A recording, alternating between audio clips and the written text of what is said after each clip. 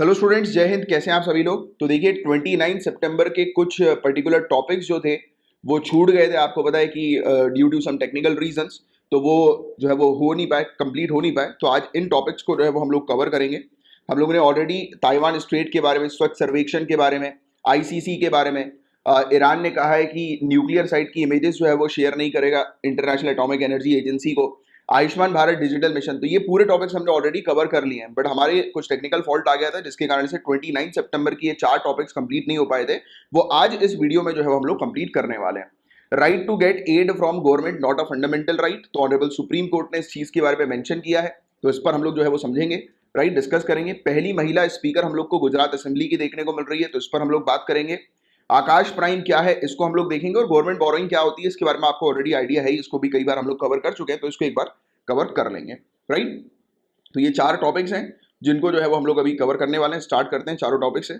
तो देखिए, honourable Supreme Court ने इस चीज के बारे में मेंशन किया है। राइट, ऑनरेबल सुप्रीम कोर्ट ने क्या चीज कही है कि गवर्नमेंट जो एड प्रोवाइड कराती है, जो सहायता प्रोवाइड कराती है, सहायता यानी कि ग्रांट वगैरह प्रोवाइड कराती है, यानी कि पैसे वगैरह जो प्रोवाइड कराती है, किसको? सवाल ये उठता है, इंस्टीट्यूशंस को।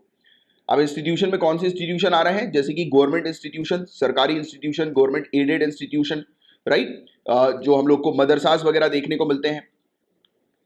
राइट, तो ये सब जो इंस्टीट्यूशन वगैरह हमें देखने को मिलते हैं जिस पर सरकार जो है वो पैसे प्रोवाइड करती है, उनको फाइनेंशियल असिस्टेंस प्रोवाइड कराती है उनके डेवलपमेंट के लिए। तो ऑनरेबल सुप्रीम कोर्ट ने कहा है कि ये फंडामेंटल राइट नहीं है। राइट, ये फंडामेंटल राइट के दायरे में नहीं आएगा, ये एक पॉलिसी मैटर है। राइट, यानी कि पॉलिसी का, जैसे कि एग्जांपल के तौर पर आप दिल्ली गवर्नमेंट का एग्जांपल ध्यान में रखो कि दिल्ली गवर्नमेंट ने क्या किया। दिल्ली के जो सरकारी स्कूल्स वगैरह जो हमें देखने को मिल रहे हैं, कॉलेजेस वगैरह हमें देखने को मिल रहे हैं, उनको कितना बढ़िया कर दिया उसमें पैसे लगा के, राइट, सहायता करके कितना बढ़िया कर दिया। तो वो क्या है, वो दिल्ली गवर्नमेंट की पॉलिसी हमें देखने को मिली है। राइट, ये फंडामेंटल राइट के दायरे में इसको नहीं रखा जाएगा, ये गवर्नमेंट की पॉलिसीज होती हैं। राइट, जिसके थ्रू गवर्नमेंट जो है वो इंस्टीट्यूशन वगैरह को डेवलप करती है। राइट, तो ये चीज यहां पर बताई गई। और ये पूरा केस जो है वो हम लोग को एक देखने को मिला था कि एक पिटीशन जो है वो सामने लाया गया था। राइट, तो उस पर ये पूरा केस जो है वो सामने आया। That you don't need to remember, ये उतना कुछ काम का नहीं है आप लोगों के लिए। राइट, और क्या ऑब्जर्व किया कोर्ट ने, तो यहां पर ये चीज बताई जा रही है कि ग्रांट जो है, राइट, ग्रांट जो हम लोग को देखने को मिलता है, राइट, जिसमें पैसे वगैरह जो प्रोवाइड किए जाते हैं सरकार के द्वारा। राइट, तो जब सरकार जब इस प्रकार से किसी इंस्टीट्यूशन की मदद करती है, फाइनेंशियल हेल्प जो है वो करती है, तो उस समय सरकार क्या करती है, कुछ कंडीशन जो है वो सामने रख देती है। तो government grant of aid bring with conditions. Right, grant जब सरकार लेकर आती है, उसकी मदद करती है, तो उसके साथ वो कुछ कंडीशंस जो है वो लेकर आती हैं। राइट, जैसे कि सरकार बोलती है इस गवर्नमेंट जो भी कॉलेजेस वगैरह जो हमें देखने को मिल रहे हैं, इंस्टीट्यूशंस वगैरह हमें देखने को मिल रहे हैं, सरकार बोलती है कि आप इसके अंदर ये फलाना पॉलिसीज के अंदर आपकी, यानी कि उस इंस्टीट्यूशन की पॉलिसी के अंदर ये चेंजेस लेकर आइए हमारे अकॉर्डिंग, तो हम आपकी जो है वो सहायता करेंगे। तो ये क्या हुआ, ये एक कंडीशन हो गई। तो यहां पर यही चीज बताई जा रही है कि ग्रांट जो है हेल्प करने की, वो कुछ कंडीशंस के साथ आती है, और जो भी इंस्टीट्यूशन इस ग्रांट को जो है वो रिसीव कर रहा होता है, इस पैसे को रिसीव कर रहा होता है, तो उसे इस पर्टिकुलर कंडीशन के साथ जो है वो कंप्लाई करना होता है। बात समझिए आप। If an institution does not want to accept the conditions, तो अगर कोई इंस्टीट्यूशन सरकार की कंडीशन को एक्सेप्ट नहीं करते हैं, तो वो क्या कर सकते हैं, उस ग्रांट को डिक्लाइन कर सकते हैं। But they can not say that grant must be on its own term. बात समझो आप। गवर्नमेंट जो है वो किसी इंस्टीट्यूशन को फाइनेंशियल असिस्टेंस प्रोवाइड करा रही है, बोल रही है कि हम आपको आपके डेवलपमेंट के लिए ये पैसा जो है वो देंगे, बट गवर्नमेंट इंस्टीट्यूशन ने कुछ कंडीशन सामने रख दी। जैसे फॉर एग्जांपल कि हमारी कुछ मतलब हम जो है वो फैकल्टी डिसाइड करेंगे कि आपके इंस्टीट्यूशन में कौन सी फैकल्टी जो है वो आकर पढ़ाएगी। बात समझो, इस तरीके से एग्जांपल के तौर पर।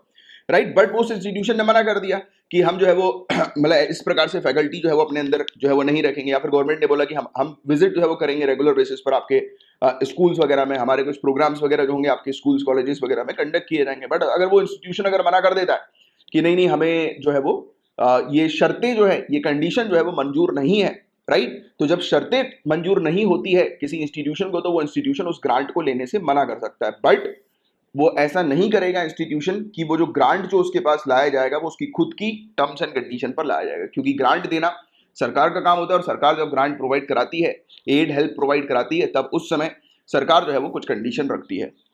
And decision to grant aid is by way of policy, और पॉलिसी के थ्रू आता है। सरकार की वेरियस पॉलिसीज वगैरह आती है, जिस पॉलिसी के थ्रू सरकार बोलती है कि हमें ये इंप्रूवमेंट जो है वो करना है, तो हम इन इंस्टीट्यूशन कॉलेजेस को जो है वो इस पॉलिसी के अंदर जो है वो शामिल करेंगे। वो इंस्टीट्यूशन कॉलेजेस जो है वो अगर मना कर दें सरकार की इस पॉलिसी को फॉलो करने के लिए, तो उस इंस्टीट्यूशन को वो ग्रांट नहीं मिलेगा, राइट? तो government is not only concern with the interest of institution but ability to undertake such an exercise, इसका उपयोग किए जाने की क्षमता के बारे में भी विचार करती है। जैसे कि सरकार ने पॉलिसी तो बना दी, फिर सरकार क्या करती है, ये भी देखती है कि यार ये पॉलिसी इंप्लीमेंट होगी कि नहीं होगी, और उसको इंप्लीमेंट करने के लिए वो कंडीशन सरकार फिर सामने रख देती है। और अगर वो इंस्टीट्यूशन उस कंडीशन को फॉलो नहीं करती तो फिर वो उस इंस्टीट्यूशन तक वो फाइनेंशियल असिस्टेंस या किसी प्रकार का हेल्प जो है वो सरकार की तौर से नहीं पहुंचता है।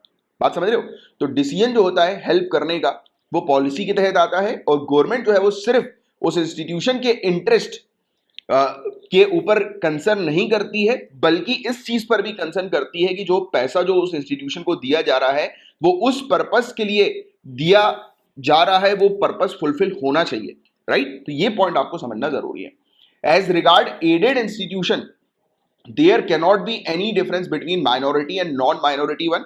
तो जब हेल्प करती है सरकार तो इस प्रकार से, क्योंकि सरकार जो अपनी पॉलिसी बनाएगी वो ओवरऑल इन जनरल पॉलिसी बनाएगी, तो उसमें सरकार को इस प्रकार से वो नहीं करना है, राइट? कि डिफरेंस कि एडेड इंस्टीट्यूशन को जो है वो इतना पैसा मिलेगा, नॉन एडेड को इतना मिलेगा, तो ऐसा डिफरेंस नहीं होना चाहिए। And article 30 of the constitution is subject to its own restriction being reasonable, right? तो और आर्टिकल 30 के तहत हम लोग को देखने को मिलता है वो माइनॉरिटी इंस्टीट्यूशंस की जो बात की जाती है, राइट? तो उसमें रहती है, उसमें जो चीज जो मेंशन है कि माइनॉरिटी इंस्टीट्यूशन को जो है वो कुछ ऑटोनॉमस फैसिलिटी जो है वो प्रोवाइड कराना है, तो आर्टिकल 30 के अंदर इन सब चीजों के बारे में आपने पढ़ा होगा। तो वो सब चीजें जो है वो इस दायरे के जो है वो बाहर आती है, तो वो उनकी सेपरेट कंडीशन आर्टिकल 30 के तहत माइनॉरिटी इंस्टीट्यूशन की, राइट? तो वो तो इसमें एप्लीकेबल होगी, राइट? अब ऐसा नहीं है कि आप नॉन एडेड को या फिर माइनॉरिटी को नॉन माइनॉरिटी को इस प्रकार से कॉन्स्टिट्यूशन के अकॉर्डिंग जो है वो डिफरेंस नहीं करोगे। कॉन्स्टिट्यूशन में जो डिफरेंसेस मेंशन है तो वो तो रखने ही पड़ेंगे बरकरार। तो कॉन्स्टिट्यूशन प्रोविजन क्या कहता है माइनॉरिटी एजुकेशन इंस्टीट्यूशन के लिए, this is very important point, right? तो आर्टिकल 30 के बारे में आपको पता होना चाहिए। तो आर्टिकल 30 क्लॉज 1 रिकॉग्नाइज करता है लिंग्विस्टिक और रिलीजियस माइनॉरिटी को, but not those based on race ethnicity. बात समझे आप? ये लिंग्विस्टिक और रिलीजियस माइनॉरिटी पर ही टारगेट करता है, राइट? यानी कि लैंग्वेज के आधार पर, बोली बोलने के आधार पर जो लोग जो हैं, यानी कि हमें देखने को मिलता है ना कि भाषा के आधार पर जो माइनॉरिटीज हम लोग को देखने को मिलती है, अल्पसंख्यक जो हम लोग को देखने को मिलते हैं, तो उसको रिकॉग्नाइज करता है, प्लस धार्मिक। तो रिलीजियस एंड लिंग्विस्टिक, तो ये दो पॉइंट बहुत अच्छे से ध्यान रखो, क्वेश्चन आएगा कि आर्टिकल 30 के तहत जो माइनॉरिटी एजुकेशन इंस्टीट्यूशन है वो किस आधार पर रिकॉग्नाइज किए जाते हैं। तो ये दो आधार हैं, ये याद रखना है, राइट? रिलीजियस और लिंग्विस्टिक, राइट?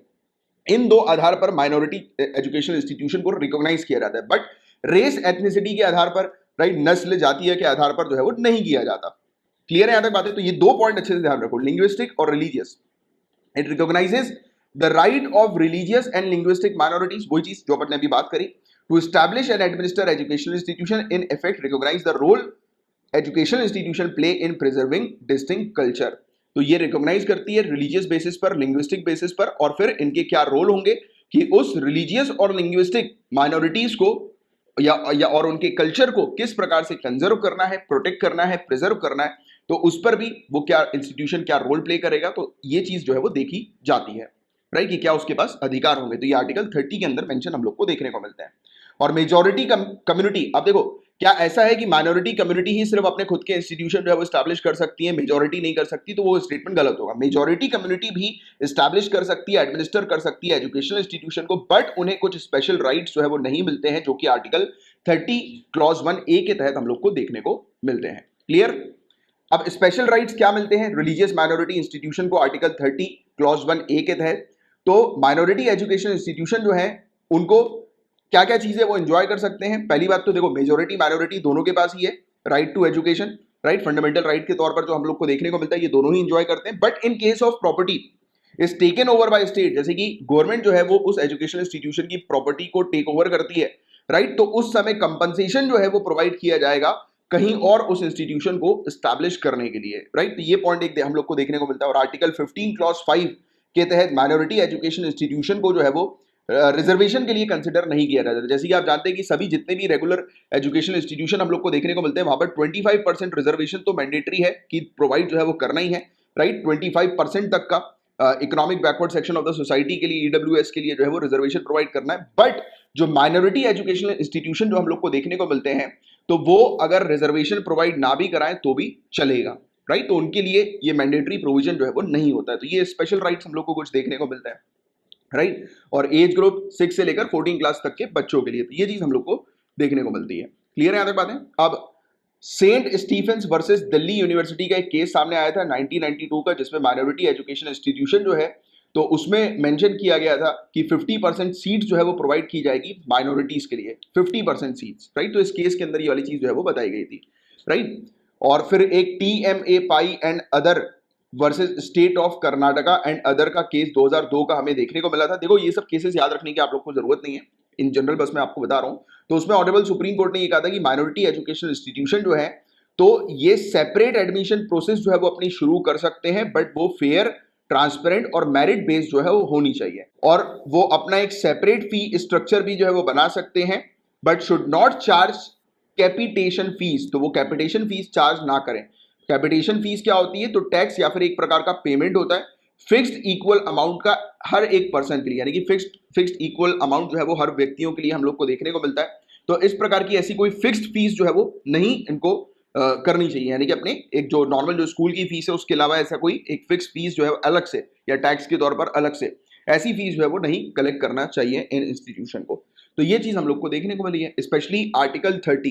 तो आज आपका एक टास्क है, आप क्या करेंगे, आर्टिकल 30 को लक्ष्मीकांत की पॉलिटी की बुक से जो है वो कवर करेंगे, राइट। अब देखो, अब हम बात करेंगे पहली महिला स्पीकर के बारे में। गुजरात असेंबली की हम लोग को देखने को मिल रही है फर्स्ट वुमेन स्पीकर। तो इनका नाम जो है वो आपको पता होना चाहिए, नीमाबेन आचार्य, राइट, याद रखिएगा, नीमाबेन आचार्य इनका नाम हम लोग को देखने को मिल रहा है। वेटरन लेजिस्लेचर हम लोग को देखने को मिल रही है। वेटरन कौन होते हैं? A person who has served in the army, navy और air force especially during the war. तो वॉर के समय पर जिस व्यक्ति ने अगर सर्व किया है आर्मी, नेवी या एयरफोर्स में, तो वो वेटरन हम लोग को देखने को मिल रही है। तो ये वेटरन लेजिस्लेचर है नीमाबेन आचार्य, राइट। तो इन्हें यूनानिमसली इलेक्ट किया गया है और ये पहली महिला स्पीकर हम लोग को गुजरात असेंबली की तरफ से देखने को मिल रही है। तो स्टेट सिविल सर्विसेज की अगर आप तैयारी कर रहे हैं तो इनका नाम आप थोड़ा सा ध्यान में रखिएगा। How are speakers and deputy speakers elected? ये पॉइंट बहुत इंपॉर्टेंट है, इससे रिलेटेड क्वेश्चन जो है वो बनेंगे कि स्पीकर और डेप्यूटी स्पीकर को जो है वो कैसे इलेक्ट किया जाता है।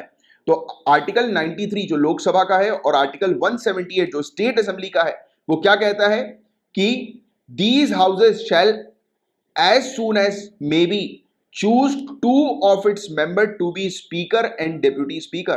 आर्टिकल 93 और 178 स्पीकर और डेप्यूटी स्पीकर के सिलेक्शन की जो है वो बात करता है कि हाउसेस जो है वो जल्दी से जल्दी इन दोनों अथॉरिटीज को जो है वो सिलेक्ट कर लें, चूज कर लें, राइट। और लोकसभा के अंदर और स्टेट लेजिस्लेचर के अंदर ऑनरेबल प्रेसिडेंट या फिर गवर्नर जो है, ये एक डेट जो है वो सेट करते हैं कि स्पीकर का इलेक्शन कब होगा। तो क्वेश्चन कैन कम कि स्पीकर के इलेक्शन की डेट जो है वो किनके द्वारा सिलेक्ट की जाती है, कि स्पीकर का इलेक्शन जो है वो किस दिन होगा। तो वो कौन सिलेक्ट करते हैं? तो वो प्रेसिडेंट या फिर गवर्नर जो है वो सिलेक्ट करते हैं। लोकसभा के केस में प्रेसिडेंट या फिर पार्लियामेंट के केस में, और गवर्नर जो है वो स्टेट लेजिस्लेचर के केस में। And it is the speaker who decide the date for election of deputy speaker. अब जब ये तो स्पीकर के इलेक्शन की बात आ गई कि स्पीकर के इलेक्शन में डेट डिसाइड करेंगे प्रेसिडेंट या गवर्नर, बट डेप्यूटी स्पीकर के इलेक्शन के की डेट जो है वो कौन डिसाइड करेगा? Speaker. And legislature of the respective house votes to elect one among themself. फिर स्पीकर जो है वो कहां से चुना जाएगा? तो हाउस का ही एक मेंबर होगा स्पीकर, राइट। स्पीकर जो होते हैं वो हाउस के ही एक मेंबर होते हैं, राइट। तो ये चीज आपको थोड़ी सी ध्यान में रखनी है स्पीकर के बारे में। स्पीकर के रोल्स, रिस्पॉन्सिबिलिटीज, फंक्शंस क्या होते हैं? तो स्पीकर जो होते हैं, पहली बात तो प्रिंसिपल स्पोक्समैन होते हैं हाउस के, आपने देखा होगा लोकसभा के चैनल को, राज्यसभा के चैनल में आपने देखा होगा, जो प्रिसाइडिंग ऑफिसर जो हम लोग को देखने को मिलते हैं। स्पीकर जो शब्द है वो लोकसभा के लिए उपयोग में लिया जाता है, राज्यसभा के लिए चेयरमैन का उपयोग किया जाता है, आप जानते होंगे इसके बारे में। जो हमारे वाइस प्रेसिडेंट हम लोग को देखने को मिलते हैं, पता है ना। तो देखो, स्पीकर जो होते हैं वो प्रिंसिपल स्पोक्समैन हम लोग को हाउस के अंदर देखने को मिलते हैं, राइट। एंड सेकेंडली, एक तो वो प्रिंसिपल स्पोक्समैन होते हैं हाउस की तरफ से जो है वो बोलते हैं, और दूसरी बात आउटसाइड वर्ल्ड के ये सोल रिप्रेजेंटेटिव होते हैं, यानी कि जब भी बात आती है पूरे दुनिया भर की वर्ल्ड लेवल पर, राइट, वर्ल्ड लेवल पर जब पार्लियामेंट की जब बात आती है या फिर दूसरी जो कंट्रीज हैं, राइट, तो जैसे होता है ना कुछ कुछ फोरम हम लोग को, कुछ कुछ समिट्स वगैरह हम लोग को देखने को मिलती हैं कि जहां पर सभी कंट्रीज की पार्लियामेंट हम लोग को नजर आती है, देखने को मिलती है। तो सभी कंट्रीज की पार्लियामेंट की तरफ से स्पीकर जो है वो वर्ल्ड लेवल पर रिकॉग्नाइज करते हैं, वर्ल्ड लेवल पर रिप्रेजेंट करते हैं, राइट। तो ये चीज आपको ध्यान में रखना है। And speaker presides over the house proceedings and joint setting. तो जॉइंट सेटिंग पर भी और हाउस की प्रोसीडिंग पर भी स्पीकर जो है वो प्रिसाइड करते हैं। क्वेश्चन कैन कम कई बार लोग गलत कर देते हैं, जब भी हाउस की ज्वाइंट सेटिंग होती है तो लोग गलत करके आ जाते हैं कि प्रेसिडेंट जो है वो हाउस की ज्वाइंट सेटिंग पर प्रेसाइड करते हैं, बट ऐसा नहीं है, स्पीकर प्रेसाइड करेंगे, राइट। तो ये चीज हमें देखने को मिली, प्रेसाइड करेंगे मतलब पता है ना आपको कि वो मतलब कंडक्ट करवाएंगे उस मीटिंग को। It is the speakers decision that determine whether a bill is money bill और नॉट। तो कोई बिल मनी बिल होगा या नहीं होगा वो कौन डिसाइड करेगा, वो स्पीकर डिसाइड करेंगे। ये चीज आपको अच्छे से ध्यान में रखनी है। और स्पीकर कहां से आते हैं, तो देखो स्पीकर जो है वो हम लोग को रूलिंग पार्टी से देखने को मिलते हैं, रूलिंग पार्टी से आते हैं। तो क्या इसके बारे में कॉन्स्टिट्यूशन में मेंशन है, तो नहीं, ये कन्वेंशन के थ्रू हम लोग को देखने को मिल रहा है कि स्पीकर को रूलिंग पार्टी से जो है वो लाया जाता है। And in case of deputy speaker of Lok Sabha the position has varied over the year. आज की डेट में डेप्यूटी स्पीकर को जो है वो अपोजिशन से जो है वो लाया जाता है, बट ये कन्वेंशन के थ्रू चलता है, यानी कि वो डिपेंड करता है कि उस समय पर किस प्रकार की प्रथा जो है वो चली आ रही है। आज की डेट में स्पीकर रूलिंग पार्टी के होते हैं, डेप्यूटी अपोजिशन के हम लोग को देखने को मिलता है, राइट। एंड ये वाली चीज भी हमें देखने को मिलती है कि इनकी जो सैलरी वगैरह जो होती है वो कंसोलिडेटेड फंड ऑफ इंडिया के ऊपर चार्ज की जाती है और उस पर पार्लियामेंट के अंदर वोट नहीं किया जाता है। मतलब कि ये बेसिकली स्पीकर की पोजीशन को सिक्योर करने के लिए, उसकी इंडिपेंडेंस को जो है वो बरकरार रखने के लिए, राइट। तो ये चीज हम लोग को देखने को मिलती है, right. And member of the parliament have to address only to speaker. आपने कभी टीवी में देखा होगा, तो आपने देखा होगा जो एमपीज जो होते हैं वो क्या कहते हैं, वो खड़े होकर कहते हैं कि स्पीकर मैडम मेरी बात सुनिए, राइट। तो वो डायरेक्ट, यानी कि एक एमपी दूसरे एमपी से डायरेक्ट बोलता नहीं है, वो मतलब अगर उन्हें पार्लियामेंट में कुछ चीज जो है वो कहनी है तो वो स्पीकर की तरफ फेस करके स्पीकर से जो है वो बोलते हैं, राइट। तो ये चीज हमें देखने को मिलती है, इस प्रकार का काम चलता है, right. And states which have specified time frame for holding the election. अभी बात हो रही है स्पीकर के, डिप्यूटी स्पीकर के इलेक्शन की, तो कुछ स्टेट्स हम लोग को ऐसी देखने को मिल रही हैं जिन्होंने क्या किया कि इनके जो इलेक्शंस होते हैं तो उसका एक टाइम फ्रेम इन्होंने निर्धारित कर दिया। तो कॉन्स्टिट्यूशन के अंदर हालांकि कोई भी टाइम लिमिट या फिर कोई भी स्पेसिफिकेशन हमें नहीं देखने को मिलता है कि स्पीकर का इलेक्शन किस प्रकार से होगा, कितने समय में होगा। ये लेजिस्लेचर के ऊपर जो है वो कंप्लीटली छोड़ दिया गया कि वो डिसाइड करेंगे किस प्रकार से उन्हें इलेक्शन कंडक्ट करना है और कितने समय में कंडक्ट करना है। एग्जाम्पल के तौर पर हरियाणा और उत्तर प्रदेश के अंदर टाइम फ्रेम जो है वो उन्होंने बनाया हुआ है कि स्पीकर का जो इलेक्शन होगा, ये जैसे ही हमें देखने को मिलेगा कि जनरल इलेक्शन होता है तो उसके तुरंत बाद जो है वो स्पीकर का इलेक्शन कंडक्ट करवाया जाता है। और डेप्यूटी स्पीकर जो है वो मतलब अगेन नेक्स्ट 7 डेज के अंदर अंदर जो है वो इलेक्ट कर दिए जाते हैं। तो ये चीज हम लोग को हरियाणा के केस में देखने को मिलती है, राइट। उत्तर प्रदेश के केस में 15 दिन की टाइम लिमिट जो है वो दी गई है, राइट, स्पीकर पोस्ट के इलेक्शन के लिए। और डेप्यूटी स्पीकर के इलेक्शन के लिए यहाँ पर ये चीज कही गई है 30 डेज की, 30 डेज के अंदर अंदर, पहली बात तो 15 दिन के अंदर अंदर स्पीकर का इलेक्शन कर दो उत्तर प्रदेश के केस में, और 30 डेज के अंदर अंदर इसका इलेक्शन करवा दो डेप्यूटी स्पीकर का। तो ये कुछ चीजें हैं जिसके बारे में एक आपको आइडिया होना चाहिए। तो ये था एक टॉपिक जो पेपर 2 से रिलेटेड था, जो अपना छूट गया था। मतलब ये दो टॉपिक्स पेपर 2 से रिलेटेड जिसको हमने अभी कवर किया। अब पेपर 3 के टॉपिक की तरफ आगे बढ़ रहे हैं, आकाश प्राइम मिसाइल। तो इसके बारे में हम लोग डिस्कस करते हैं। तो ये न्यू ईयर वर्जन हम लोग को आकाश प्राइम मिसाइल का देखने को मिला है, जैसे डीआरडीओ के द्वारा टेस्ट किया गया है, राइट। जो एग्जिस्टिंग आकाश सिस्टम है उसके कंपैरिजन में आकाश प्राइम जो है इसमें इंडिजीनियस यानी कि इंडिया के अंदर ही बनाई गई एक्टिव आरएफ यानी कि रेडियो फ्रीक्वेंसी सीकर हम लोग को देखने को मिल रही है, इसकी एक्यूरेसी को इंप्रूव करने के लिए। जब मिसाइल जो रिलीज होगी, लॉन्च होगी, तो वो अपने टारगेट पर जाकर अटैक कर सके प्रॉपर सटीकता से, राइट। तो उसके लिए ये चीज हम लोग को, ये सिस्टम हम लोग को देखने को मिल रहा है, जो कि इंडिया में ही ये रेडियो फ्रीक्वेंसी सिस्टम जो है वो बनाया गया है। इसके अलावा इंश्योर किया गया कि वो उसका जो परफॉर्मेंस रहे वो और रिलायबल हो, बेटर हो, राइट। लो टेम्परेचर एनवायरमेंट में भी और इवन हायर एल्टीट्यूड्स वगैरह में भी ये ऑपरेट कर सके बेटर तरीके से, सटीकता से। तो ये सब चीजें इसके अंदर शामिल की गई है आकाश प्राइम मिसाइल के अंदर। क्लियर है यहाँ तक बात? एक छोटा सा टॉपिक था ये। अब गवर्नमेंट बोरोइंग्स क्या होती हैं इसके बारे में हम लोग बात करते हैं। बोरोइंग का मतलब समझते हो आप? जैसे हम लोग बोलते हैं कि हमने उससे पैसे जो है वो बोरो किए हैं, किसी XYZ व्यक्ति से, अपने फ्रेंड से नोट्स बोरो किए हैं। तो बोरो मतलब पैसा लेना, बोरो करना, उधार लेना। तो गवर्नमेंट जो है गाइस बताया जा रहा है कि अभी 5.03 लाख करोड़ रुपीस बोरो करेगी, जो कि बिल्कुल भी अब अच्छा नहीं है, क्योंकि वैसे ही इकोनॉमी की स्थिति जो है वो खराब होती जा रही है। और कंटिन्यूअसली जब गवर्नमेंट बोरो करेगी ये सब चीजें, तो हमारी इकोनॉमी के ऊपर स्ट्रेस जो है वो बढ़ेगा। अब कैसे स्ट्रेस बढ़ेगा? तो देखो यार, एक चीज समझो आप, हम कहीं से भी लोन जब लेते हैं तो उस पर हमें क्या चुकाना होता है? इंटरेस्ट चुकाना होता है, और वो लॉन्ग टर्म होता है। और ये एक ऐसी चीज होती है जो लगातार देनी ही पड़ती है, आपकी कमाई होती रहे या ना होती रहे तो भी आपको ये इंटरेस्ट जो है वो लगातार चुकाना पड़ेगा ही, राइट। ऋण लेते हो, लोन लेते हो तो इंटरेस्ट तो चुकाना पड़ता ही है। तो ये बहुत ही खराब है इस प्रकार की चीजें, राइट, जो इतनी ज्यादा बर्डन जो है वो सरकार ने ले लिया है। अब काफी सारे लोग जो है, जैसे कि इकोनॉमिक्स की अगर हम लोग बात करें तो उनका मानना यह है कि लोन लेकर उसको अगर आप बिजनेस एक्टिविटीज में या प्रोडक्शन एक्टिविटीज में अगर उपयोग करो तो वो क्या करेगा? वो लॉन्ग टर्म में आपको जो है वो रिटर्न एक अच्छा प्रोवाइड कराएगा। जैसे बिजनेसमैन होते हैं इंडस्ट्रियलिस्ट वगैरह होते हैं वो भी लोन लेते हैं, काफी लाखों करोड़ों रुपए का लोन उनके द्वारा लिया जाता है, राइट। बट वो अपने बिजनेस के लिए लेते हैं कि उस बिजनेस पे वो पैसा लगाएंगे और उस पर उन्हें रिटर्न मिलेगा। तो सरकार जब इतनी बोरोइंग कर रही है तो इट इज वेरी इंपॉर्टेंट कि सरकार बहुत इफेक्टिव तरीके से उस पैसों का उपयोग करे, कि वो पैसा जिस पर्पस के लिए उपयोग में लगाया जा रहा है उसी पर्पस में जो है वो उसका जो है वो रिटर्न सरकार को मिल सके। पता लगे सरकार ने वेलफेयर के चक्कर में इतना लोन लेकर, राइट, उस पैसों को जो है वो लगा दिया। देखो सरकार का काम है नो डाउट वेलफेयर का, बट हमें, जैसे आप ब्यूरोक्रेसी की तैयारी कर रहे हैं तो एज अ ब्यूरोक्रेट हमें ओवरऑल एक मैक्रो तरीके से चीजों को देखना जरूरी है और लॉन्ग टर्म में चीजों को देखना जरूरी है। 5 साल की सरकार आप लोग की नहीं है, आप लोग जो है वो परमानेंट एग्जीक्यूटिव बनने वाले हैं, तो आप लोग को लॉन्ग टर्म का देखना जरूरी है। आपकी पोजीशन पे सरकार आएंगी जाएंगी, राइट, बट आप लोग की पोजीशन जो होगी वो परमानेंट रहेगी, राइट। तो आप लोग को उस सेंस में जो है वो चीजों को देखना है, लॉन्ग टर्म सेंस में। तो आप देखिए सरकार ने सोचा कि चलो यार हम तो अपनी पोजीशन को स्ट्रॉन्ग करने के लिए लोगों के बीच में जो है वो अच्छा बनने के लिए लोगों के अकाउंट्स में पैसे ट्रांसफर कर देते हैं। लेट्स से एक ऐसी एग्जांपल जो है वो हम लोग लेकर चलते हैं। तो अगर सरकार बोरो कर रही है और उस बोरो का उपयोग किस चीज के लिए कर रही है, कंजम्पशन के लिए। जैसे फॉर एन एग्जांपल आपने लोन लिया, लोन लेकर आपने क्या किया, अपनी लग्जरी पर उस चीज को लगा दिया। जैसे कि आज की डेट में लोग फोन भी लोन पर ले लेते हैं, राइट, मोबाइल फोन लोन पर ले लेते हैं, लोग कार लोन पर जो है वो ले लेते हैं, मतलब अपनी ऐसी चीजें जो उनके, मतलब अब देखो ये सब चीजें भी जो है ये उनके बिजनेस में अगर काम आ रही है तो अच्छी बात है। जैसे कार है, उनके ऑफिस तक जाने के लिए उनका अगर समय बचा रही है, राइट, उनका प्रोडक्टिव के तौर पर जो है वो उनको हेल्प कर रही है, ये सब चीजें तो अच्छी बात है।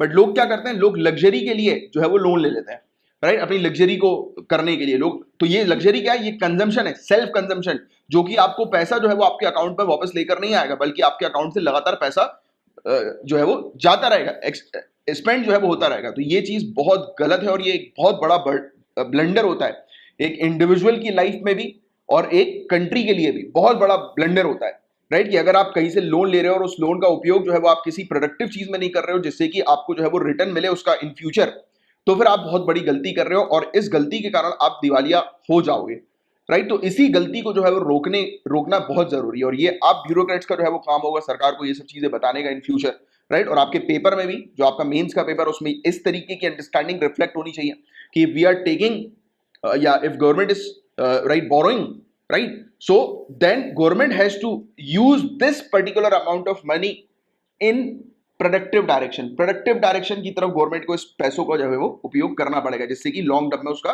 रिटर्न जो है वो मिल सके। अगर रिटर्न नहीं मिलेगा तो ये आपके लिए बहुत बड़ी लायबिलिटी बन जाएगी जिसको आपको लगातार जो है वो पे करना होगा, राइट। तो गवर्नमेंट ने बताया जा रहा है कि मार्केट से पैसा जो है वो रेज कर दिया है उसके फिस्कल डेफिसिट के लिए, राइट। फिस्कल डेफिसिट यानी कि उसकी बैलेंस शीट को जो है वो ठीक करने के लिए, राइट। तो ये चीज हमें देखने को मिल रही है, सिक्योरिटीज के थ्रू, ट्रेजरी बिल्स के थ्रू उसने पैसा जो है वो रेज किया। और बजट के अंदर हमें देखने को मिल रहा है कि फिस्कल डेफिसिट 6.8% का, राइट, करंट फिस्कल डेफिसिट हम लोग को देखने को मिल रहा है कि ये आ जाएगा 9.5% से। तो गवर्नमेंट क्या कर रही है, देखो गवर्नमेंट की चीज समझिए आप कि गवर्नमेंट ने फिस्कल डेफिसिट, तो आपको पता है ना फिस्कल डेफिसिट का मतलब क्या है कि गवर्नमेंट ज्यादा एक्सपेंड कर रही है, एक्सपेंडिचर गवर्नमेंट का ज्यादा है, इनकम जो है वो गवर्नमेंट की कम है, राइट।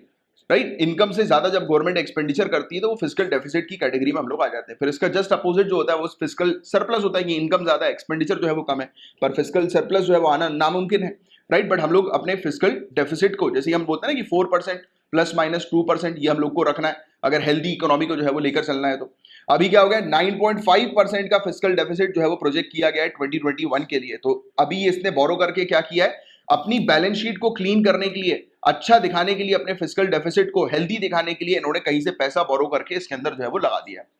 इससे क्या होगा गाइस, इससे सबसे बड़ी चीज ये होगी कि सिर्फ आप ऑन पेपर जो है वो अच्छे दिखाई दोगे, ऑन पेपर जो है वो आप हेल्दी दिखाई दोगे, बट एक्चुअल में जो आपकी कंडीशन है वो काफी खराब होगी।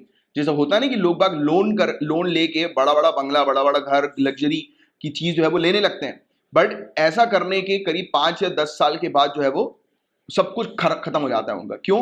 क्योंकि वो जब लोन लेकर अपने कंजम्पशन पर उड़ाते हैं, राइट, फिर एक टाइम के बाद जब उनके पास इनकम नहीं बचती, क्योंकि कुछ भी हो सकता है लाइफ में, राइट, कि इनकम की गारंटी सिक्योरिटी तो है नहीं, तो हमेशा एक चीज ध्यान में रखना, आपको जब भी पैसा खर्च करना है आपकी इंडिविजुअल लाइफ के लिए भी, मैं आपको बता रहा हूं एक सीख, कि जब भी कहीं पर पैसा इन्वेस्ट करो तो उससे आपको क्या रिटर्न मिल रहा है वो आपको देखना जरूरी है।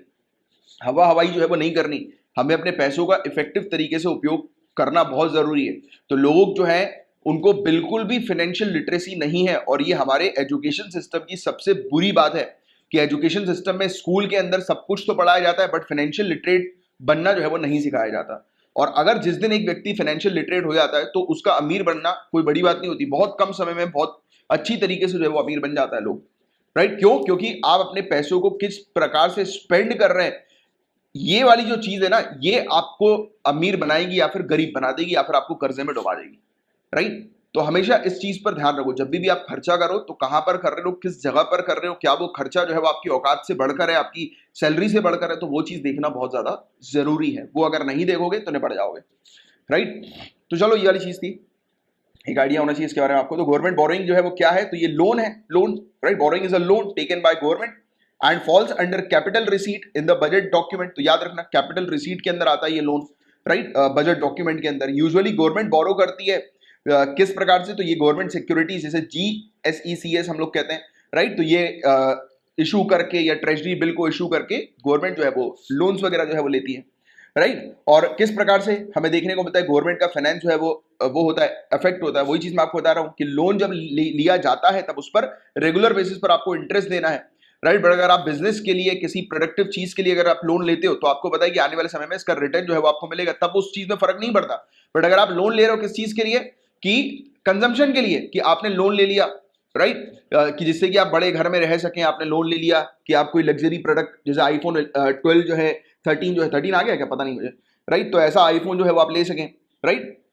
अपनी लग्जरी के लिए, लोगों को दिखाने के लिए। तो ये दिखावा करने वाली जिंदगी मत जियो। दिखावा बताऊं कब होता है, जब आप आज की डेट में अपनी लाइफ जो है वो सिंपल रखो, ऑटोमेटिकली आपका पैसा जो है वो इतना ज्यादा बढ़ जाएगा, इतना अमाउंट जो है वो बढ़ जाएगा कि आपको दिखावा करने की जरूरत नहीं होगी। आपके पास जो है वो एक, जैसे आपको घर लेना है ना, जैसे कि लोग क्या करते हैं, घर ले रहे हैं 50 लाख 60 लाख 70 लाख रुपए लोन लेके, 1 करोड़ 2 करोड़ रुपए लोन लेके, राइट?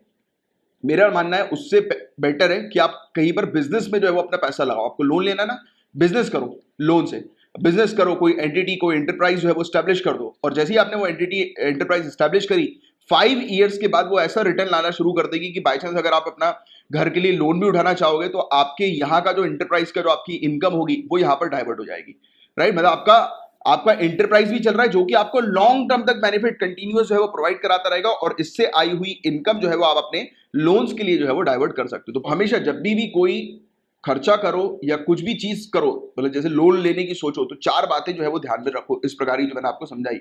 एक चीज तो आपको सबसे पहले जो श्योरिटी ये रखनी है कि जो आप उसका इंटरेस्ट चुकाओगे, तो वो जैसे कि फॉर एग्जांपल अगर आपकी इनकम जो है वो 2 लाख रुपए है, तो उसमें अगर आपको 50,000 रुपए इंटरेस्ट जो है वो चुकाना है, तो उसमें कोई दिक्कत नहीं है, क्योंकि फिर वो आपका एसेट होगा, आपकी प्रॉपर्टी होगी, उसको आप लॉन्ग टर्म तक देखोगे कि चलो ठीक है यार, मैं कितने 10 सालों में जो है वो इसका लोन जो है वो फ्री कर दूंगा, और उसके बाद तो फिर वो आपकी प्रॉपर्टी रहेगी वो, राइट? आपका एक एसेट जो है वो बन चुका होगा, राइट? बट आपकी इनकम ही 50,000 रुपए है और आप अगर लोन ही ले रहे हो 40,000 रुपए का, आपकी इंटरेस्ट हो जाएगी, तो फिर you are in a difficult position.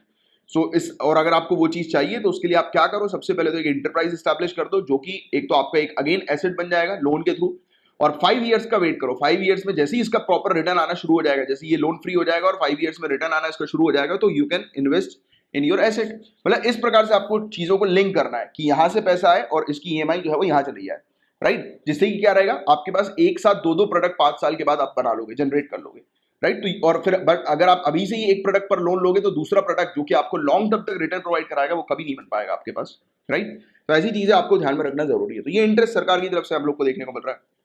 देखो, मेरे साथ पढ़ने का फायदा ये भी होता है कि आपको मैं सिर्फ पढ़ाता नहीं हूँ, राइट? आपकी इंप्रूव कर देता हूँ, आपकी किस प्रकार की थॉट प्रोसेस होनी चाहिए, जैसे कि आप जो है, और इवन बताइए सिविल सर्विसेज की प्रिपरेशन ही ऐसी है, और अगर सही तरीके से आप सिविल सर्विसेज की प्रिपरेशन करोगे ना, तो आप किसी भी फील्ड में आप अपनी पर्सनल लाइफ में इंप्रूव जो है वो कर जाओगे, इंप्रूवमेंट आपको जो है वो मिलना शुरू हो जाएगा। तो if government resort to large boring, अगर गवर्नमेंट बहुत भारी मात्रा में बोरिंग्स कर लेती है तो उसका इंटरेस्ट कॉस्ट भी जो होगा वो भी हाई हो जाएगा। जैसे मैंने आपको बताया, राइट, कि अगर कोई व्यक्ति उसकी इनकम ही 50,000 की और 40,000 का वो लोन ले रहा है, राइट, सॉरी 40,000 उसकी किस्तें जो है वो जाएगी, ईएमआई जो है वो जाएगी, तो ऑब्वियस ही बात है कि वो बहुत बड़े रिस्क में है वो व्यक्ति।